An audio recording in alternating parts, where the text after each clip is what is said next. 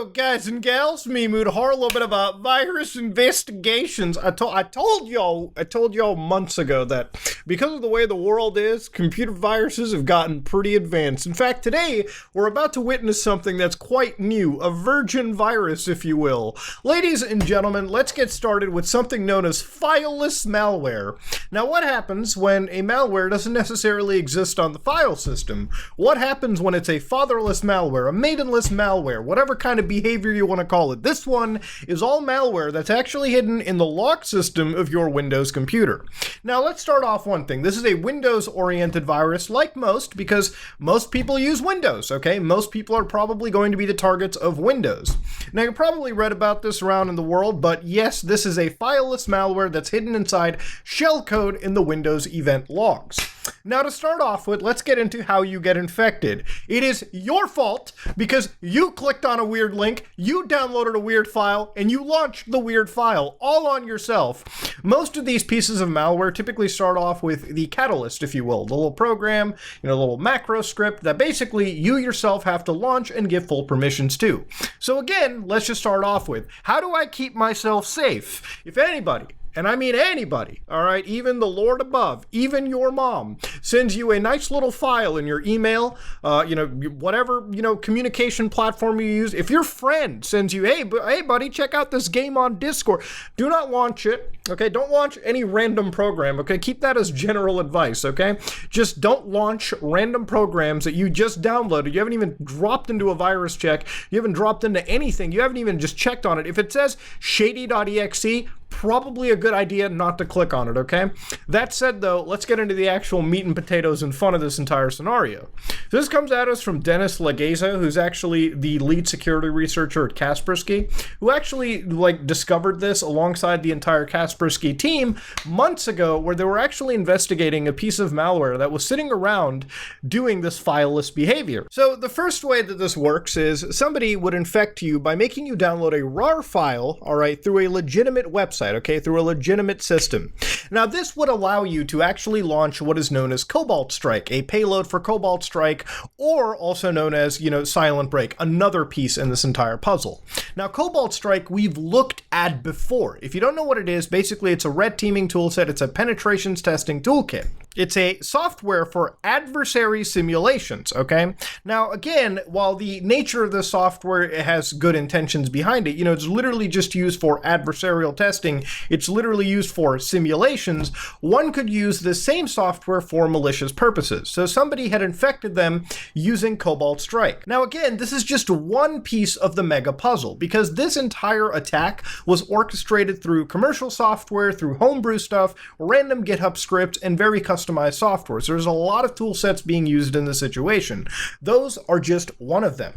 Now, beyond all of these were a severe amount of anti-detection techniques tossed into it, from all the way to digital certification, to whitelisted launchers and whatnot. Clearly, this is indicative of these people not wanting to be detected, obviously, but also that this attack showed signs of being very catered towards a specialized individual. This is a key target attack, not something meant to just broadly be sent out to the entire world. Now, inside Windows is something known as WRFault, okay, which is basically a legitimate tool created by Microsoft to handle things like OS error handling. Now, what they did was they went inside the Windows directory. So again, in a Windows installation, your C drive will have a bunch of folders in it. One of the most important ones being the Windows directory, which is your operating system files are located. Of course, I assume you all know the meme with oh, don't delete System32. You actually can't just delete System32 without unloading the operating system. This is where a lot of your key operating system files are. This is, all intents and purposes, the actual operating system for your Windows installation. Now, in it contains a lot of programs, okay? Things like Explore.exe, which, basically is like your desktop environment right here, right? Where your start menu is located. Now, inside over here, what they actually do is in the folder tasks, which typically should be empty, at least it was for me, will contain two files. Now, again, I just have folders here to give you sort of a visual representation, but what you'll be seeing is WRFault.exe copied into this location, and then you're going to be seeing something known as WR.dll. Now, WR.dll is important because this serves as a loader. Now, of course, this itself isn't harmless. Actually, none of these files typically would be harmful. What's important in this situation is when the word DLL actually communicates with shellcode, which is basically small pieces of code, little code that's hidden around and used to exploit, further software vulnerabilities, if you will. Now, again, that wouldn't be an issue, right? Like, if the shellcode didn't exist, it may not have caused it. These are just loader tools. So the reason why it's placed like this is to do something known as DLL hijacking. Way back when we looked at SolarWinds, to understand what DLL hijacking is, let's explain what a DLL is. So DLLs, all right, which specifically for Windows systems, because this is only a Microsoft system situation, it's not that shared libraries, which, is what DLLs can effectively be. These exist under Linux, and I think for most extent Mac as well, but DLLs are very much for Windows. Now, what a DLL does is basically a DLL hijack is effectively when you get a legitimate program to load an infected or malicious DLL file, right? Now, a DLL file is basically just the resources that any application needs to function, right? So basically it could be like images could be contained within it, all the way to like just straight up a library of functions that you execute. Now, again, DLL files, you're not going to open just, to the end user right there. They're literally opened by the application that they are sorted to, associated with. So again, even Windows systems require all those DLL files to understand just how to, use resources, how to handle, your things like your hard drive, even to deal with computer memory. So again, DLL files could support multiple programs. It can support one program, but that's effectively what a DLL is. It's a dynamic link library. Now, again, the way that a DLL hijack works even more in execution is when that program is launched, right? It goes through a 6-step phase where it searches for which DLL, where's that DLL located. So the first step is always a directory specified by LP file name, so literally in that same direction, which is why they put the DLL right next to the program they want to abuse.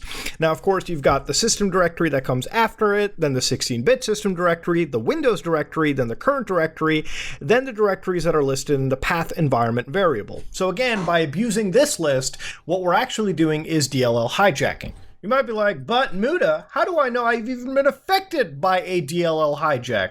Well, by using something known as Process Explorer, which is a tool directly given to you by Microsoft, as you can see right here for Windows sysinternals, you can actually download this, run this for yourself, and search around, for example, which program you suspect or being targeted in a DLL hijack, and then actually see where their DLLs are located, check their paths, and identify if their paths are not referencing some foreign location, right? Now, where they would be hiding these like shellcode exploits would be in the event logs for Windows. Again, now if you don't know what the event logs is, Windows and Windows Server allows you to open up the event viewer and view actual logs just to really understand, what your system is doing. And it's always worthwhile, if you care about the health and security of your computer, to open these every once in a while and just witness things like errors, see if everything is working successfully.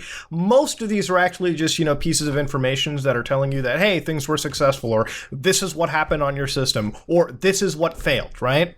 Even if you bring up the Windows registry, if you go all the way to basically looking for the key management service, because the virus, for persistence reasons, between each reboot of the system, wants to basically make sure that the werfault.exe that we looked at was basically ran at every startup. And again, this would create like a reporting value in this specific directory, as far as I understand, on Windows 11. It might be a little different on Windows 10 and earlier, but for Windows 11, as far as I've been able to understand, it's been in the key management service. So anyways, once this launcher goes, right, basically it'll look through all points, it'll proxy a bunch of calls to that DLL file, and then basically it'll dig up like these 8 kilobyte chunks of shellcode, and it'll combine them into a complete piece of shellcode, which then will actually be executed. Now, of course, the way to stop this isn't apparently that simple, and according to the actual researchers over here, WordDLL finds its entry points and patches it with a simple function. Wait and exit, which you can see like literally right over here.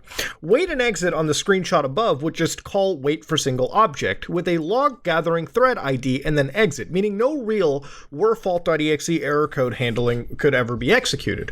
The spoof DLL mapped into its address space would block it.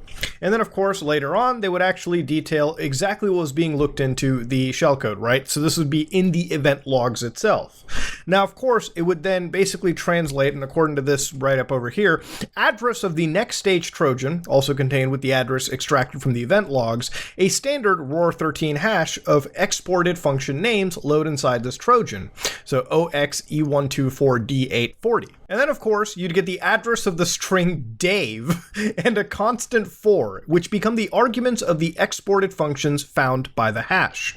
So again, this would be the startup, and then it would lead you into the next set of Trojans, right? And this would be like sort of the late stage situation. So again, they would fingerprint your system, so things like your machine GUID, the computer name, your local IP addresses, what the architecture of your CPU was or your OS was, the version of it specifically, and then that would pretty much be how it would fingerprint you. That would be just one fingerprint. Now, of course, then you would get into communications with a C2 command server, and that server could then fingerprint you again. It could do a bunch of other things like list your process IDs and whatnot, basically get an idea of what's going on in your computer right now, download files from a URL and save to given locations in your file system. Then you had a pipe-space Trojan, which later on came in the guise of a apds.dll. So again, in your Windows directory, all right, to show you this is a legitimate file for, I think, Microsoft's like help desk system. So the way that you would get into it is if you go into your System32 directory, right, and just do apdfs, here, I'll find it right now. Yeah, so apds.dll, this would be like the actual file and the actual location.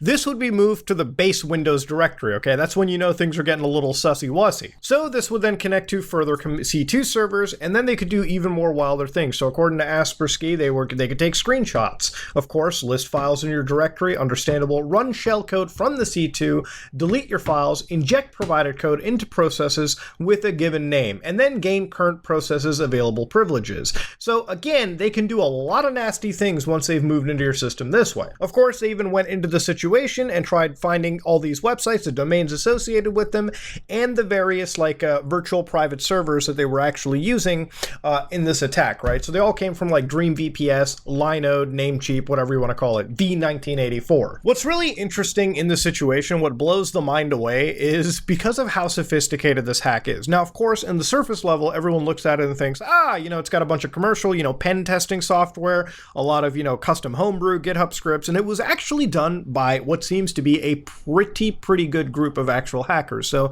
people that were really smart working on something like this, and they were actually able to exploit for what has appeared for the first time in history is the Windows event log system, okay? Basically hiding their infectious shellcode within event logs, okay? Things that normal people don't necessarily go through. Now, I'm sure because of this, there's going to be, people who work in the security field, all right, who are protecting your data, my data, their data, are probably going to be actually looking through these event logs with a fine comb trying to identify if they've been infected or not.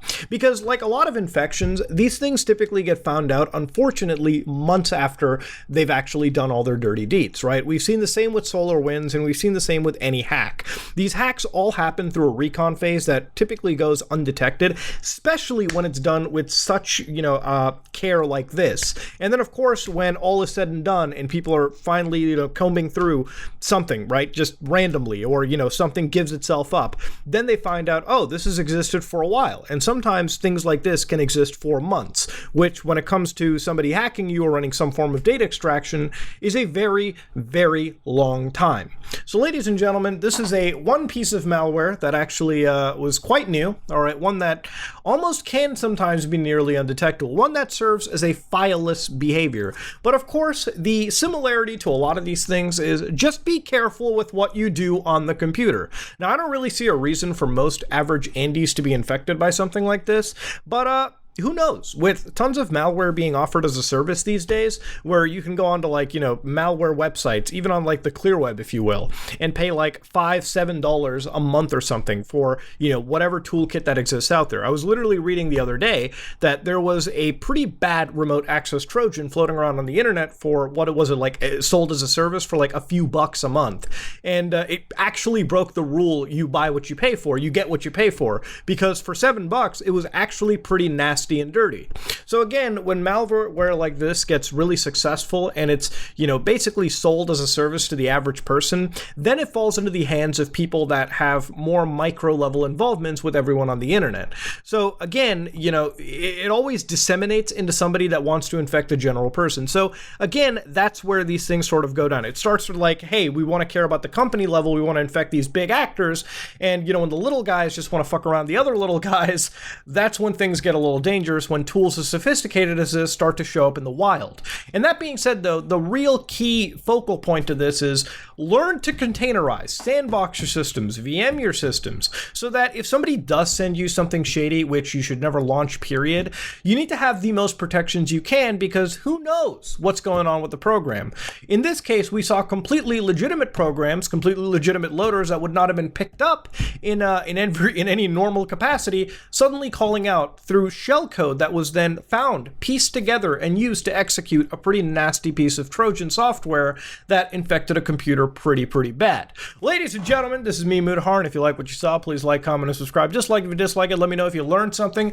I love covering this kind of shit because, man, it just keeps getting wilder. It just keeps getting more insane. And you know what? One day, if you want me to show you the true effects of deleting System 32 and make an equivalent for every single type of operating system out there, the one command that can ruin it, the brown flute notes, I would absolutely love to make that video. That said, though, this is me, Mudahar, and one day I'll outro right. I am out.